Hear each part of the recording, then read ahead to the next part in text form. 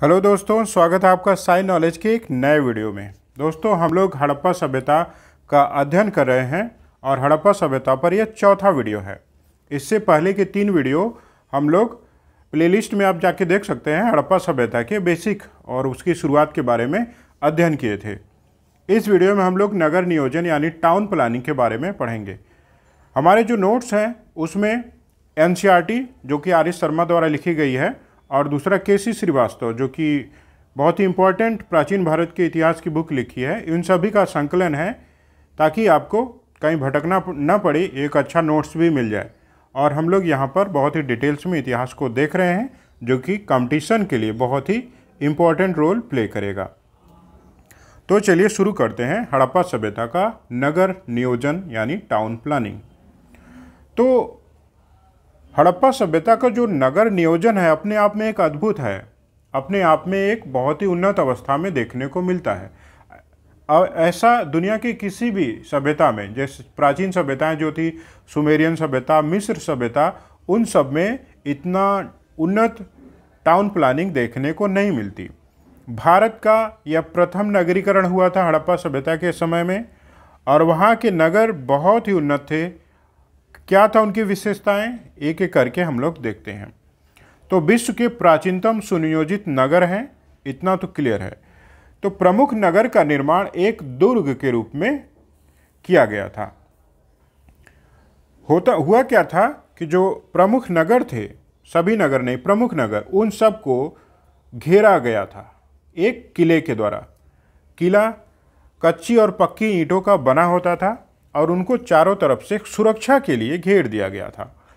और पूरा नगर जो है 2 भागों में बटा हुआ था, एक पश्चिम की तरफ और दूसरा पूरब की तरफ। पश्चिम की तरफ जो बटा हुआ था उसको आप दुर्ग क्षेत्र कहते थे और पूरब की तरफ जो था उसको निचला नगर बोला जाता था। ये पूरब की तरफ या सामान्य नगर कहा जाता था। यहाँ पर आम आदमी रहते थे, आम नागरिक, जैसे शिल्पी, व्यापारी और भी कामगार, मजदूर, ये सब सामान्य नगर में रहते थे। ये कम ऊंचाई पर थोड़ा नीचे बना हुआ था। और उसी तरह से आप देखेंगे कि जो पश्चिम में था वो थोड़ा ऊंचाई पर बना हुआ था, तो इसको टीला भी कहते थे, पश्चिमी टीला, थोड़ा ऊंचाई पर बना हुआ था। और ये अक्सर देखा जाता था कि इसको घेर दिया जाता था, इसका दुर्गीकरण किया जाता था। ये विशेष रूप से बनाए जाते थे विशेष लोगों के लिए। यहाँ पर प्रशासनिक भवन, सार्वजनिक भवन बनाए जाते थे और यहाँ पर बड़े अधिकारी और जो प्रशासनिक रूप से ऊंचे पद के लोग होते थे वो लोग यहाँ पर रहते थे। ठीक है, लेकिन क्या ये सभी हड़प्पा सभ्यता के सभी नगर ऐसे थे? ऐसा नहीं है। इसके ढेर सारे अपवाद भी देखने को मिलते हैं। जैसे धौलावीरा है, धौलावीरा के बारे में हम लोग अलग से पढ़ेंगे ही, वहाँ की टाउन प्लानिंग के बारे में। धौलावीरा अपवाद है। वहाँ के नगर 3 खंडों में बांटे गए थे, 2 खंड में नहीं थे और कुछ इस तरह से बसे हुए थे। ऊपर का नगर भाग, मध्य का भाग और निचला भाग। चौंदड़ो भी एक अपवाद है। चौंदड़ो में किसी तरह का फोर्टिफिकेशन यानी दुर्गीकरण नहीं किया गया था। और लोथल और सुरकोड्डा ऐसा नगर था जहाँ पर पूरा सामान्य नगर और जो पश्चिम का टीला था, उन दोनों को एक ही रक्षा प्राचीर से घेर दिया गया था। ठीक है, ये अपवाद है। अब हम लोग वहाँ के हड़प्पा सभ्यता की सड़कों की विशेषताओं के बारे में देख लेते हैं। वहाँ की सड़कें बनाने अपने आप में एक विशेष स्थान रखती हैं। तो देखते हैं, सड़कें सीधी बनाई जाती थी, एक दूसरे को समकोण पर काटती थी, कुछ इस तरह से सीधी सड़क है और दूसरी सड़क एक दूसरे को समकोण पर काटती थी, 90 डिग्री पर। तो इसका रिजल्ट क्या हुआ कि पूरा जो नगर है हड़प्पा सभ्यता का खास शेप यानी आयताकार या वर्गाकार में अपने आप डिवाइड हो जाता है सड़कों की वजह से। टाउन प्लानिंग इस तरह से की गई थी। तो सड़कों की और भी क्या विशेषताएं थी? सड़कें अक्सर कच्ची होती थी। सामान्यतः सभी सड़कें कच्ची ही बनाई गई हैं, लेकिन कालीबंगा ऐसा अपवाद है जहां पर टाउन प्लानिंग के अंतिम चरण में पक्की सड़कों का भी प्रमाण मिलता है। लेकिन आप बताएंगे कि हड़प्पा सभ्यता या सिंधु सभ्यता की ज़्यादातर सड़कें कच्ची ही होती थी और सड़कों के साफ सफाई की बहुत ही डेवलप व्यवस्था, बहुत ही उन्नत व्यवस्था की गई थी। सड़कों के दोनों किनारों पर डस्टबिन रखे गए होते थे। आप सोच लिए उतना पुराना सभ्यता के बारे में हम लोग पढ़ रहे हैं, लगभग ईसा पूर्व 3500 साल पहले की बात है। वहाँ की जो टाउन प्लानिंग थी, आप देखेंगे कि उनके सड़कों के किनारे किनारे कूड़ादान रखे होते थे, डस्टबिन, और गड्ढे भी बनाए जाते थे ताकि वहाँ पर जो कूड़ा करकट है उसमें रखा जा सके। गड्ढे ढके होते थे, खुले नहीं होते थे। सड़कों की बात की जाए तो उनकी चौड़ाई 5 से 8 मीटर होती थी। इनका अपवाद भी है कि मोहनजोदड़ो से सबसे चौड़ी सड़क का प्रमाण मिला है, जिसको विद्वानों ने राजपथ की संज्ञा दी है। तो सड़कों के बारे में हम लोगों ने देखा कि वो समकोण पर काटती थी। इसी वजह से पूरा शहर एक खास पैटर्न में डिवाइड हो गया था। सड़कों की चौड़ाई 5 से 8 मीटर होती थी और सड़कों के साफ सफाई की बहुत ही उन्नत व्यवस्था की गई थी। ठीक है, अब ये इस तरह से सड़कें बनाई जाती थी। तो उसके बाद सड़कों के किनारे गलियां निकाली जाती थी जिनकी चौड़ाई 6 से 8 फीट होती थी।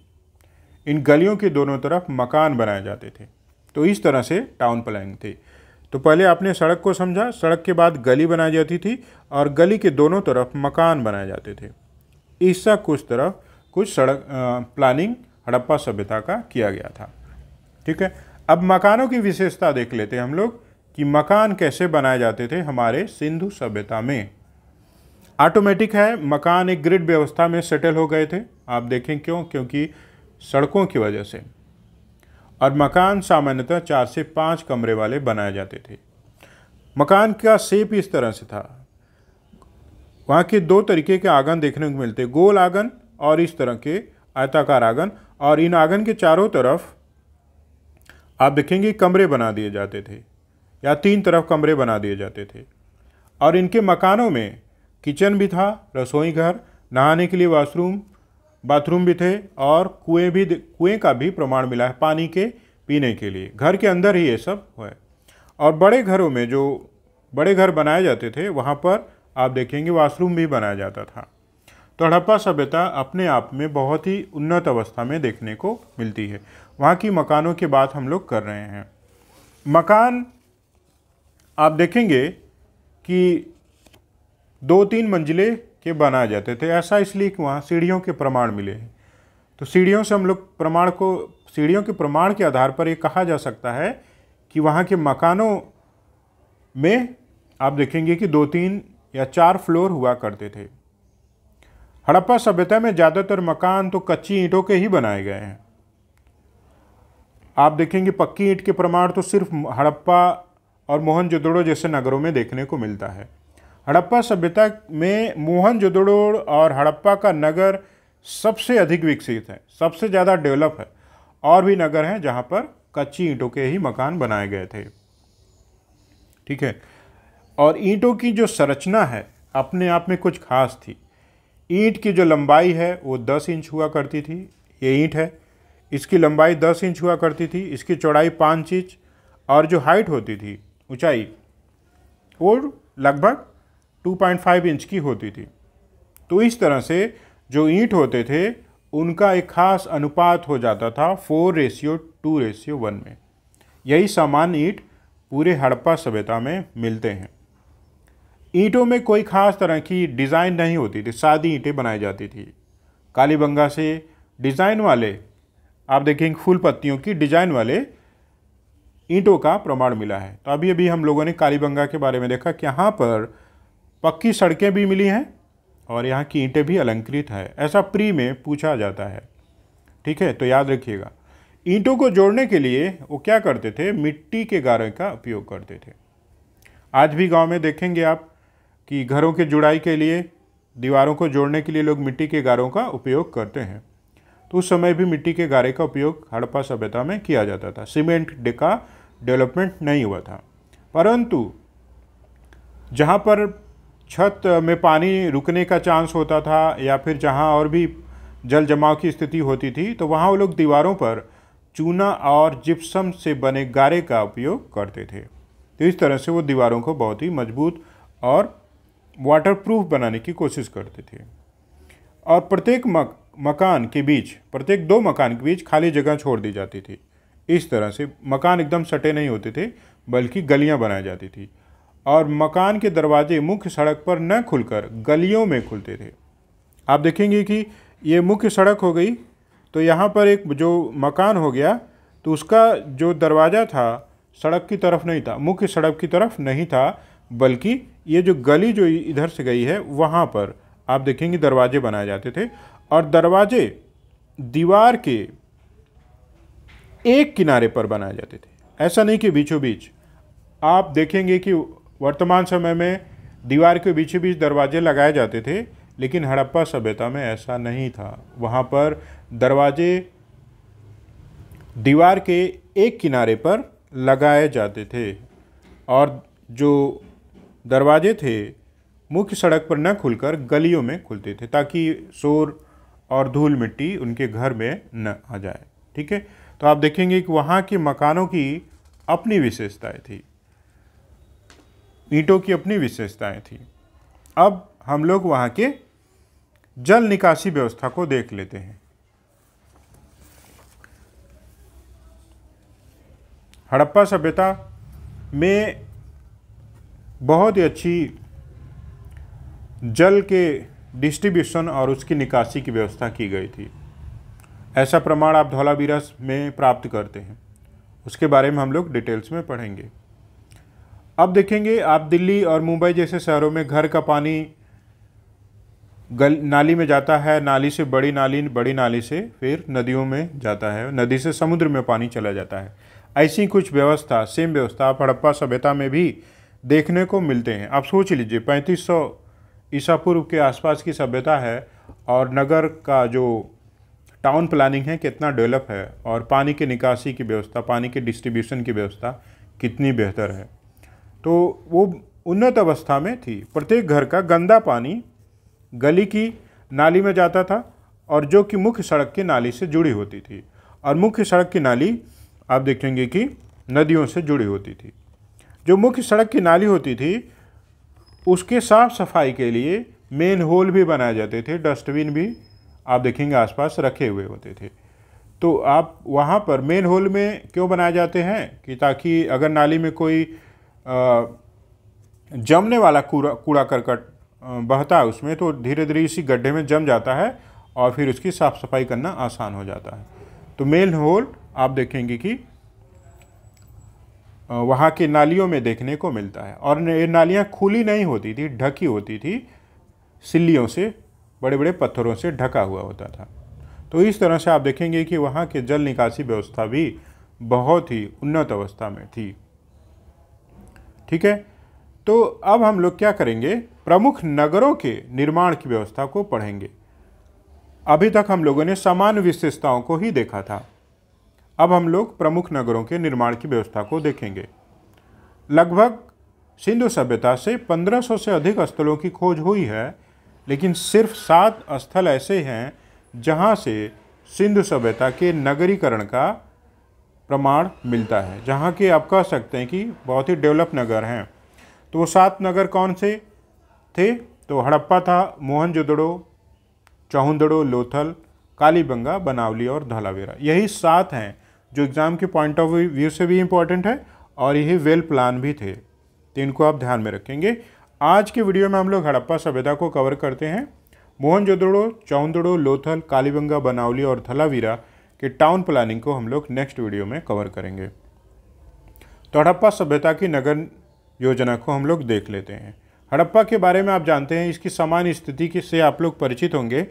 हड़प्पा पाकिस्तान में स्थित है, पंजाब प्रांत में, जिला साहिवाल और रावी नदी के बाएं तट पर है। और इसकी खोज किसने की थी?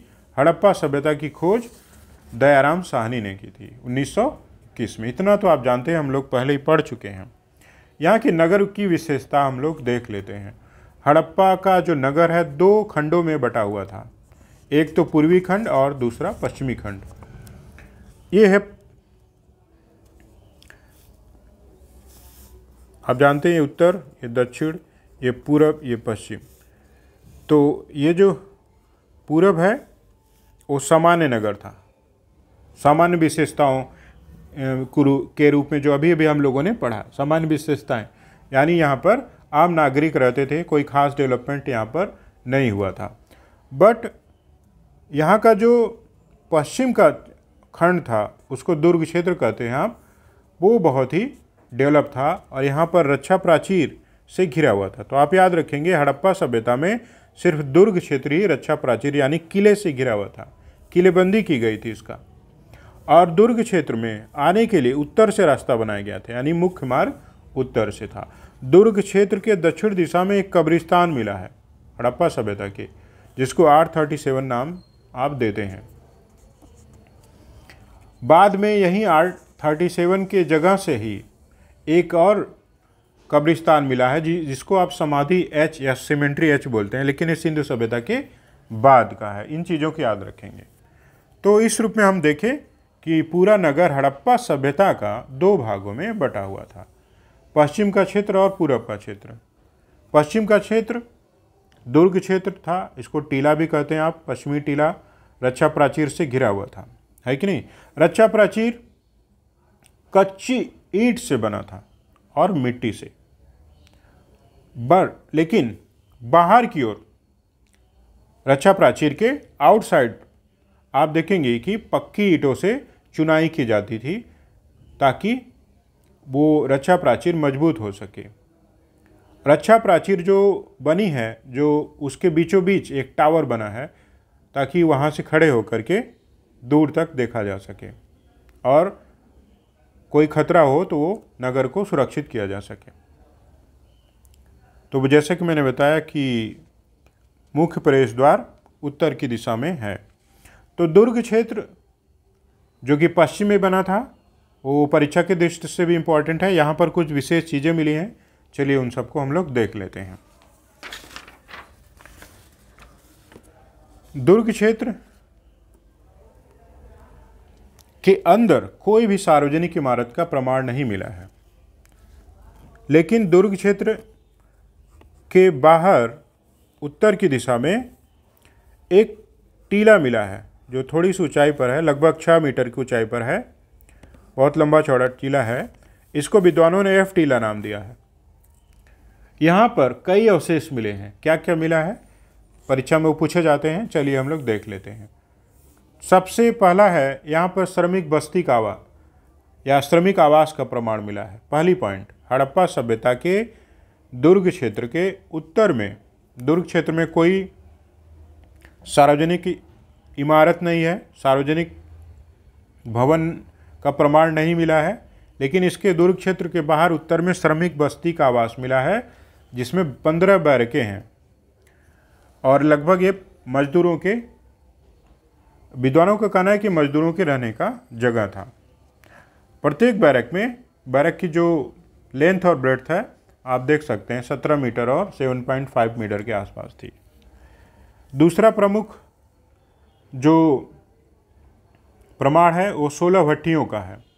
ये भट्टियाँ आप देखेंगे कि तांबे बनाने की कारखाना रहा होगा, विद्वानों का मानना है, क्योंकि यहाँ से इन भट्टियों से कोयले की राख का प्रमाण मिला है और साथ साथ ढेर सारी तांबे की वस्तुएं भी यहीं से प्राप्त होती है।